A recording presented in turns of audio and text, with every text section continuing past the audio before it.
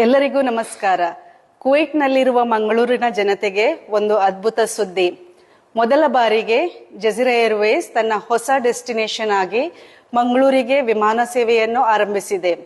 ಬೆಂಗಳೂರಿನ ನಂತರ ಇದು ಕರ್ನಾಟಕದ 2ನೇ ಡೆಸ್ಟಿನೇಷನ್. ನಿಮಗೆಲ್ಲರಿಗೂ ತಿಳಿದಿರುವಂತೆ ಮಂಗಳೂರಿನಿಂದ ನೇರ ವಿಮಾನ ಪ್ರಯಾಣ ಬಹಳ ಕಷ್ಟಕರವಾಗಿತ್ತು. ಆದರೆ ಇದು ಈಗ ಜಜೀರಾ ಏರ್ವೇಸ್ ಮೂಲಕ ಸಾಧ್ಯವಾಗಿದೆ. ವಿಮಾನ ಪ್ರಯಾಣವು ವಾರಕ್ಕೆ 2 ಬಾರಿ ಏಪ್ರಿಲ್ ತಿಂಗಳಿಂದ ಸೌದಿ ಅರೇಬಿಯಾದ ದಮಾಮ್ ಮೂಲಕ ಲಭ್ಯವಿದೆ. ದಮಾಮ್ಗೆ ಬಸ್ ಟ್ರಾನ್ಸ್ಪೋರ್ಟ್ ಮತ್ತು ಸೌದಿ ಟ್ರಾನ್ಸಿಟ್ ವೀಸಾ ವ್ಯವಸ್ಥೆಯನ್ನು ಜಜೀರಾ ಏರ್ವೇಸ್ ನೋಡಿಕೊಳ್ಳುತ್ತದೆ. ನಿಮ್ಮ ಟಿಕೆಟ್ನಲ್ಲಿ ಬಸ್ ಪ್ರಯಾಣ ಮತ್ತು ಟ್ರಾನ್ಸಿಟ್ ವೀಸಾ ಶುಲ್ಕ ಎರಡೂ ಸೇರಿರುತ್ತದೆ.